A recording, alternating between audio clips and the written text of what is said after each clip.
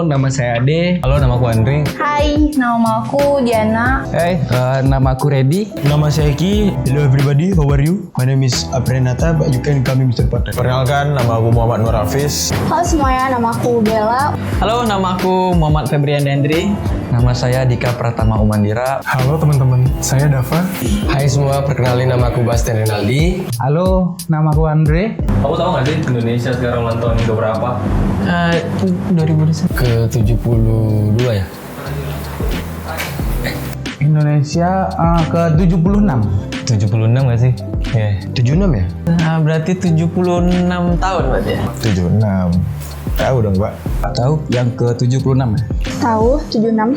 Ke 76. Yang ke 76 ya? Yang ke 76. 76 pastinya. Dulu pernah nggak ikut lomba 17-an? Pernah. Pernah. Pernah. Wih, pernah dong. Tiap tahun wajib ikut. Pernah ikut lomba tarik tambang, Lomba masukkan paku ke dalam botol. ambilin koin pakai mulut di pepaya gitu yang dilumurin sama omongan tetangga. Itu yang kayak joget-joget balonnya itu kayak di tengah jidat gitu kan. Terus nanti kayak suruh pecahin ya kan. Soalnya kan ini sama mantan waktu SMP ya kan. Jadi tuh hampir kecium gitu kayak ini tuh gimana sih? Nah, ikut panjat pinang, tarik tambang. Sama lomba kerupuk. Lomba joget balon. Biar balonnya pecah. Terus pakai daster tuh yang uniknya. Lomba antar RT kalau nggak salah tuh. Terus kalau udah SMP SMA itu di SMA. Ambil hadiah aja kayaknya. Panjat pinang.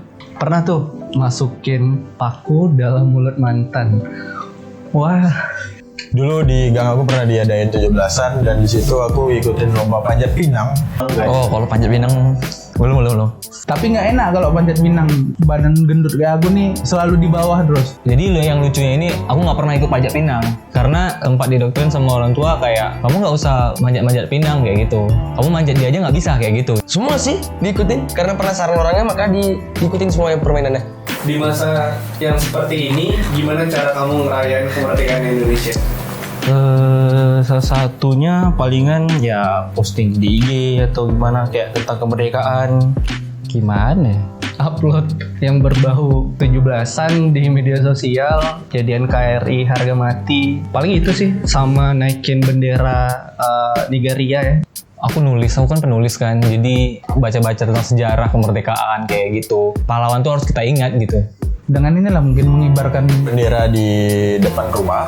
Dan satu lagi ya, meramaikan media sosial dengan pernak-perniknya kemerdekaan, entah itu story IG atau story WhatsApp.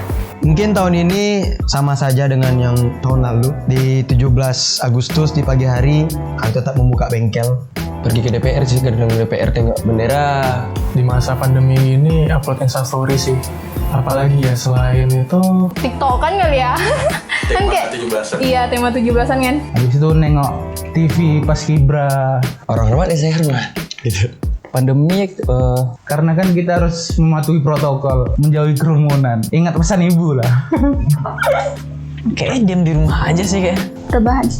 Ya dirayainnya tuh melalui virtual, melalui daring semuanya itu. Lomba orasi, lomba festival band, akustik gitar, segala macam, solo band, online lah. Sebutkan dong pembukaan dari Undang-Undang Dasar 45, alinea pertama.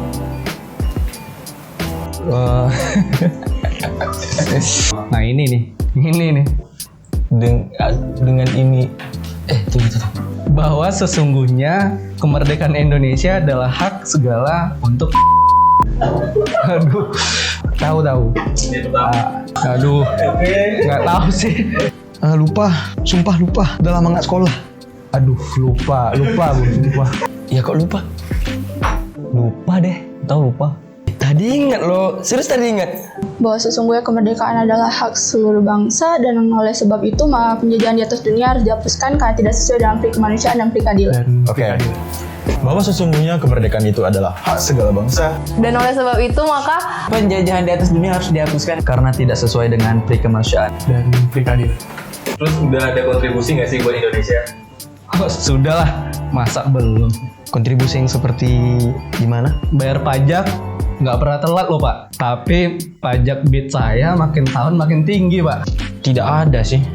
Udah mulai investasi saham ke perusahaan-perusahaan BUMN seperti itu kan. Aku pengen jadi angkatan sih sebenarnya, cuman karena gagalnya karena aku nggak daftar kayak gitu. Jadi ya udah deh.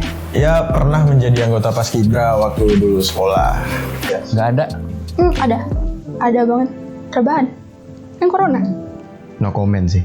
Kontribusi aku untuk Indonesia sejauh ini Banyak. Salah satunya tuh taat membayar pajak, Mengikuti aturan-aturan pemerintah, membuang sampah pada tempatnya. buat kayak keluar pakai masker, naik motor pakai helm. taat lalu lintas. Kita pernah dengar tuh dari kecil, dari kita masuk SD, apa yang kamu bisa lakukan untuk membanggakan Indonesia? A. Belajar dengan giat. B. Abis itu patuh orang tua dan segala macam. Ya insya Allah kalau yang kecil-kecilan kayak gitu ya udah biasa dilakuin ya. Menurut saya itu kayak udah berkontribusi, namun tidak banyak gitu. Harapan nih buat Indonesia ke depannya gimana? Harapannya paling ya semoga Pak Luhut jadi presiden lah, bisa benerin Indonesia ya. Dan kalau Pak Luhut jadi presiden, anaknya minimal menteri, jadi kita tahu nih fungsi dan kerjaan itu selesai. Nanti langsung buat klarifikasi ya. Harapan untuk Indonesia semoga lekas membaik dan semoga para politikus yang di atas sana kurang-kurangilah kontroversialnya. Karena kami yang di bawah ini capek ketawa. Lekas pulih, lekas membaik. Palingan Indonesia lebih bersih, kurangin banjir lah. Saya depan rumah saya banjir terus. Cepat sehat deh kayaknya. Mudah-mudahan pandemi cepat kelar, biar bisa sembuh lagi lah dari orang yang bekerja nggak ada di PHK, terus event-event segala macam udah bisa berlangsung dan nggak ada prokes-prokes segala macam. Ya intinya Indonesia cepat sembuh sih. Ya stay safe lah Indonesia, keep strong, cepat membaik Indonesia, dan tentunya kurang-kurangilah main-main gitu. Pandemi corona hilang dan ekonomi mulai membaik lagi. Cepat sembuh ya Indonesia, tolong. Kasihan rakyat-rakyat kita, masih banyak yang membutuhkan pertolongan orang-orang yang memiliki kontribusi besar terhadap bagaimana pembangunan negara ini. Kayak pemerintah tuh lebih perhatian aja sama rakyatnya. Soalnya rakyatnya kekurangan uang. Pengen sih Indonesia ini lebih baik dari yang sekarang ini. Pengen sih itu lebih baik. Tolonglah. Saya lapar malam-malam tuh kayak orang lapar, saya warung tutup gitu. Mana saya mau makan. Pengen Indonesia tuh maju gitu. Pasti semua orang pengen maju kan. Tapi maju ini kayak dalam arti contohnya negara lain gitu. Contohnya tahun sekarang di Amerika, di Finlandia itu udah ngadain konser. Kita udah, tapi demo, beda konsernya. Jadi nggak ada maju-maju Indonesia. Kalau harapan aku ya presiden yang sekarang gantilah. Harapannya jadi presiden. Kalau diberi kesempatan nih jadi presiden, apa yang kamu lakuin? Saya sendiri misalnya jadi presiden, itu bisa menjadi pemimpin yang tegas, bijak, dan tidak mudah terkendali dan terkontrol oleh efek dari globalisasi. Nah ini nih kalau misalkan jadi dikasih kesempatan buat jadi presiden, ya balik lagi sama poin saya yang tadi sih Pak. Ya saya kasih space sebesar-besarnya untuk Pak Luhut ngatasi pandemi, ngatasi Garuda yang sekarat, ngatasi banjir di depan rumah saya Pak. Ya paling enggak bisa ngebuat Indonesia di level internasional itu dilihat Pak, kayak Agnes Mo Pak. Kayaknya nggak mungkin deh jadi presiden, karena lebih jadi pemimpin rumah tangga yang baik aja sih kayaknya. Yang pasti investor makin makmur. Tidak mungkin jadi presiden sih, soalnya saya minoritas kan. Jika aku dikasih kesempatan, mungkin aku akan fokus ke infrastruktur sih ya. Pendapatan orang suka ya, orang maunya pengen apa, Indonesia ini seperti apa maunya gitu. Ya udah saya buatin. Tidak memikirkan diri saya sendiri, saya memikirkan masyarakat semuanya. Kayaknya sih beliin skincare untuk rakyatnya biar glowing semua. Soalnya kan karena kan cowok ini menang fisik ya kan. Jadi kan cewek tuh juga harus cantik gitu. Jadi kayak kalau glowing semua kan tinggal pilih aja gitu kan. Nggak perlu kayak mandang fisik lah. Atau kan fisik selalu jadi patokan? Kalau aku dapat kesempatan jadi presiden, aku bakal merekonstruksi struktur dari pemerintahan dan perbanyak para anak muda. Karena anak muda pemikirannya lebih milenial ketimbang bapak-bapak yang udah 50-60. Kebanyakan yang mereka tahu di kantor itu berbeda sama di lapangan. PR nggak ada, karena murid juga butuh bahan sih. Yang aku lakukan kalau misalnya aku jadi presiden, yang pertama korupsi dihukum mati. Dan yang kedua ya seperti ya pencurian, pokoknya hal-hal yang dilarang itu dipenjara mungkin selama 20 tahun. Kalau misalnya Dika terpilih jadi presiden nih, ya kita nggak tahu ke depannya gimana kan bang.